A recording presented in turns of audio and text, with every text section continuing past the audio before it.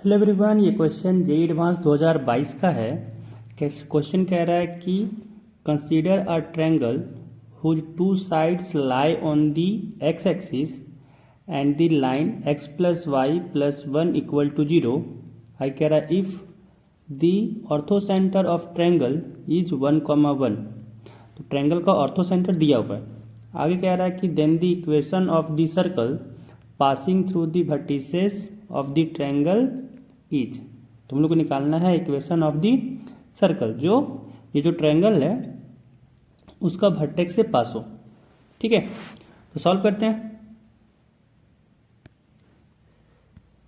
Solution क्या करते हैं, पहले सर्कल का हम लोग ट्रायंगल का एंड फिर उसका करस्पॉन्डिंग सर्कल का एक रफ स्केच बनाते हैं।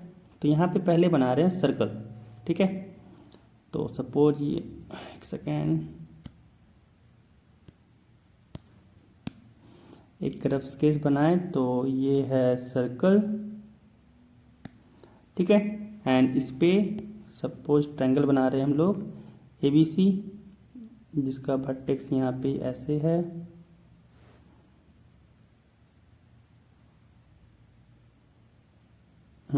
ठीक है, तो मान लेते हैं इसका वर्टेक्स का नामकरण कर देते हैं कि भाई ये वाला वर्टेक्स A है, ये वर्टेक्स B है एंड ये वर्टेक्स C है।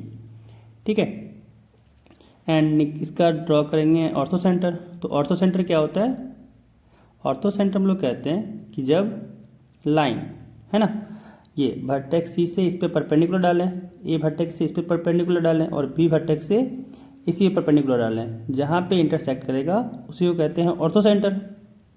ठीक है, तो परपेंडिकुलर डालते हैं इस पे, तो यहाँ से एक परपेंडिकुलर इस पे डाल रहे हैं, फिर यहाँ से इस पे परपेंडिकुलर डाल रहे हैं एंड यहाँ से इस पे परपेंडिकुलर डाल रहे हैं। ये जो पॉइंट मिला है ना, यही जो पॉइंट है यही है ऑर्थो सेंटर। ये इस पे परपेंडिकुलर है, ये इस पे परपेंडिकुलर है एंड ये इस पे परपेंडिकुलर है।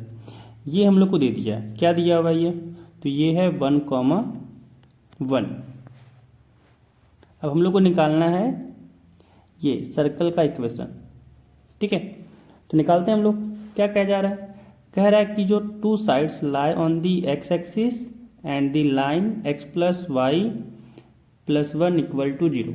ठीक है, तो यहाँ हम लोग जानते हैं, एक स्टार मार्क लिख देते हैं कि mirror image of ortho centre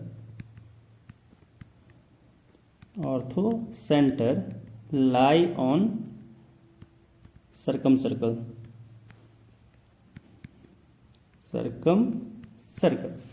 कि अगर इस ऑर्थो सेंटर का इस लाइन से इमेज लें तो वो कहाँ लाई करेगा, सर्कल पे लाई करेगा। अगर इस पॉइंट का अगर इससे इमेज लें तो कहाँ लाई करेगा, तो सर्कल पे लाई करेगा। अगर इस पॉइंट का इस लाइन से अगर इमेज लें तो कहाँ लाई करेगा, सर्कल पे लाई करेगा। बस ये कहता है, तो यहाँ पे वही निकालेंगे। ठीक है, तो यहाँ पे क्या है, पहला अगर देखा जाए तो कह रहा है कहाँ पे है, लाई जो कर रहा है दो साइड, एक लाई कर रहा है एक्स एक्सिस पे और एक लाई कर रहा है x प्लस वाई प्लस 1 पे।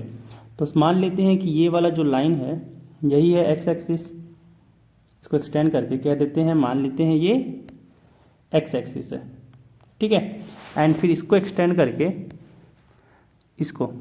करके मान लेते हैं कि ये जो लाइन है ये लाइन है x plus Y plus 1 equal to 0। ठीक है, तो यहाँ से अगर निकालें हम लोग इसका मिरर इमेज एक्स एक्सिस से, ये 1,1 का अगर मिरर इमेज निकालें तो क्या हो जाएगा इसका 1,-1 है ना। एंड अगर हम लोग निकाल लें इस पॉइंट का इस line x plus Y plus 1 से इमेज निकालें तो क्या हो जाएगा, है ना। तो अगर हम लोग निकाल लें इस पॉइंट का इमेज तो यहाँ पे लगाएंगे इमेज फॉर्मूला, है ना। क्या हो जाएगा, फॉर्मूला होता है अगर इस पॉइंट को मान लें हम लोग अल्फ़ा कॉमा बीटा, तो फॉर्मूला क्या होगा, α-1 अपॉन इसका x का जो कॉफिशिएंट होता है, तो यहाँ हो जाएगा 1 is equal to beta minus 1 upon जो y का कॉफिशिएंट है यानी 1, दिस इज इक्वल टू होता है -2 टाइम्स ये 1, 1 इसमें पुट करना होता है, तो क्या हो जाएगा 1 प्लस y की जगह पे 1 प्लस 1 अपॉन ए स्क्वायर प्लस बी स्क्वायर होता है यानी x का कॉफिशिएंट का स्क्वायर प्लस y का कॉफिशिएंट का स्क्वायर, तो यहाँ हो जाएगा 1 स्क्वायर प्लस 1 स्क्वायर। तो यहाँ पे जब सॉल्व किए तो आया alpha minus 1 upon 1 equal to beta minus 1 upon 1 is equal to यहाँ पे आया 1 प्लस 1 प्लस 1 3 यानी -2 इंटू 3 अपॉन यहाँ पे 1 प्लस 1 हो गया 2 यानी 2 से 2 कटा। तो यहाँ पे जब फर्दर सॉल्व किए तो यहाँ से आ गया alpha minus 1 is equal to -3, तो यहाँ से हो गया अल्फ़ा इक्वल टू -3 प्लस 1 यानी -2 आ गया अल्फ़ा। एंड जब दूसरा में सॉल्व किए कि beta minus 1 is equal to -3, तो यहाँ से बीटा कितना आ गया, बीटा इक्वल टू हो गया -3 प्लस 1 यानी बीटा भी आ गया -2 है ना। तो ये भी पॉइंट निकल गया, पॉइंट क्या हो गया -2, और ये पॉइंट हो गया 1, -1। अब अगर यहाँ पे एक और पॉइंट निकल जाए तो हम लोग का काम हो जाएगा है ना। तो यहाँ से हम लोग b निकाल सकते हैं, कैसे कि ये है x एक्सिस है ना और ये है x plus Y plus 1 line, तो दोनों का इंटरसेक्शन यहाँ पे ये पॉइंट b है। तो यहाँ पे अगर हम लोग y इक्वल टू 0 पुट करें तो x निकल जाएगा है ना, क्योंकि x एक्सिस पे y तो 0 होता है। तो जब हम लोग b निकाल लें, b का अगर कोऑर्डिनेट निकालें तो क्या हो जाएगा, इस केस में तो y इक्वल टू 0 होगा है ना। तो जब y इक्वल टू 0 होगा तो जब पुट करेंगे हम लोग x प्लस वाई प्लस 1 में तो हो जाएगा x plus 0 plus 1 equal to 0 यानी x इक्वल टू हो गया -1। तो जो b का कोऑर्डिनेट आ गया वो आ गया -1, 0। एंड अगर हम लोग नामकरण करें कि जो पासिंग हो रहा है इस पॉइंट का नामकरण करते हैं सपोज d एंड इस पॉइंट का नामकरण करते हैं e, तो ये सर्कल आ गया जो पास कर रहा है P से एंड पॉइंट D से। तो D का जो कोऑर्डिनेट आया था वो है 1, -1 एंड जो E का कोऑर्डिनेट आया वो है -2, -2 है ना। तो यहाँ से आ गया -2, -2। अब कह रहा है कि एक सर्कल है जो पास कर रहा है पॉइंट B, D, E से, तो इसका इक्वेशन निकालना है। अब तो काफ़ी इजी हो गया, ले लेंगे जनरल इक्वेशन की जो सर्कल का होता है कि x square plus Y square plus 2gx plus 2fy plus c equal to 0 है ना। मान लेंगे कि ये इस सर्कल का इक्वेशन है एंड ये सर्कल जो है वो पास कर रहा है B, D, E से, तो ये तीनों पॉइंट इस सर्कल को सेटिस्फाई करेगा। तो जब B को सेटिस्फाई करेगा तो उस केस में क्या होगा, -1 हो जाएगा x की जगह पे, तो क्या हो जाएगा -1 का स्क्वायर प्लस 0 का स्क्वायर तो 0 ही हो जाएगा, साथ में प्लस 2gx है यानी x की जगह पे -1 हो गया तो यहाँ से आ जाएगा -2g एंड y की जगह पे 0 रखेंगे तो ये तो 0 हो गया, साथ में है प्लस c इक्वल टू 0। यहाँ से क्या आ गया, यहाँ से आ गया -1 का स्क्वायर यानी 1, साथ में -2g plus c equal to 0। And जब d को सेटिस्फाई करवाएं तो क्या आ जाएगा, यहाँ से 1, -1 पुट करेंगे तो यहाँ से आ गया 1 का स्क्वायर प्लस -1 का स्क्वायर, साथ में प्लस x की जगह पे 1 रखें तो हो गया 2g यानी यहाँ से आ गया 2g एंड जब y की जगह पे -1 रखें तो यहाँ से हो जाएगा -2f, साथ में प्लस c इक्वल टू 0 हो गया। यहाँ से आ गया 1 का स्क्वायर 1, -1 का स्क्वायर 1, तो 1 प्लस 1 हो गया 2, साथ में plus 2g minus 2f plus c equal to 0 and फिर सेटिस्फाई करवाते हैं e को। तो जब e को सेटिस्फाई करवाएं तो -2 होगा यानी यहाँ से -2 का स्क्वायर प्लस ऑफ -2 का स्क्वायर, साथ में जब x की जगह पे -2 रखें तो -2 इंटू 2 -4g हो गया। फिर जब y की जगह पे -2 रखें तो यहाँ से -2 इंटू 2 यहाँ भी हो गया -4f, साथ में plus c equal to 0 and यहाँ से क्या आ गया -2 का स्क्वायर 4 प्लस -2 का स्क्वायर अगेन 4 आ गया, तो यहाँ से आ गया 4 प्लस 4 यानी 8 -4g -4f plus C equal to 0। And यहाँ पे 3 इक्वेशन है और साथ में 3 अननोन है, तो 3 इक्वेशन से 3 अननोन निकाल सकते हैं हम लोग, यानी यहाँ से हम लोग जी एफ सी का वैल्यू निकाल सकते हैं। और जब जी एफ सी का वैल्यू आ जाएगा तो इसमें पुट कर देंगे, वही हो जाएगा सर्कल का इक्वेशन। तो यहाँ से हम लोग को इन तीनों इक्वेशन को सॉल्व करना है और फिर वैल्यू निकालना है। तो हम लोग इक्वेशन 1 को देखें तो इक्वेशन 1 को हम लोग यहाँ पे c इक्वल टू यहाँ पे लिख सकते हैं। अगर हम लोग 2g को उधर भेज दें तो हो जाएगा +2g एंड 1 को उधर भेजें तो हो जाएगा -1, यानी c इक्वल टू 2g -1। तो इसमें हम लोग इक्वेशन 2 में और इक्वेशन 3 में क्या करते हैं, c का वैल्यू पुट करते हैं। तो क्या आ जाएगा, यहाँ से आ जाएगा फ्रॉम,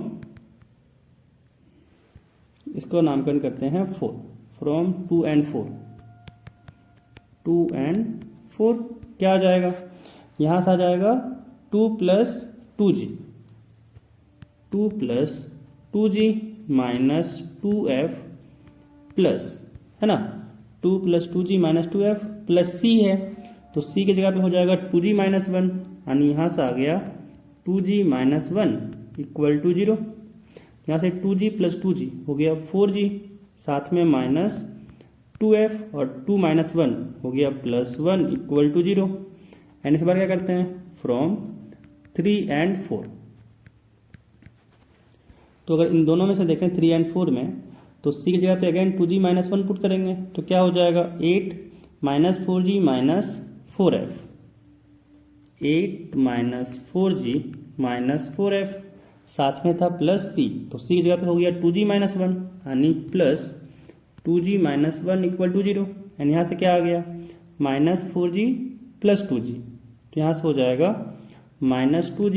एंड यहाँ पे आ गया -4f, साथ में 8 - 1 है यानी +7 इक्वल टू 0, है ना। तो क्या करते हैं, इस वाले इक्वेशन में 2 मल्टीप्लाई करते हैं। क्यों मल्टीप्लाई कर रहे हैं, क्योंकि यहाँ पे हम लोग लगाएंगे सब्स्टिट्यूशन मेथड, है ना, क्योंकि f को यहाँ पे एलिमिनेट करते हैं, हाँ सॉरी एलिमिनेशन मेथड। तो यहाँ पे अगर जब f को एलिमिनेट करना हो तो दोनों को कोफिशिएंट को इक्वल करना पड़ेगा।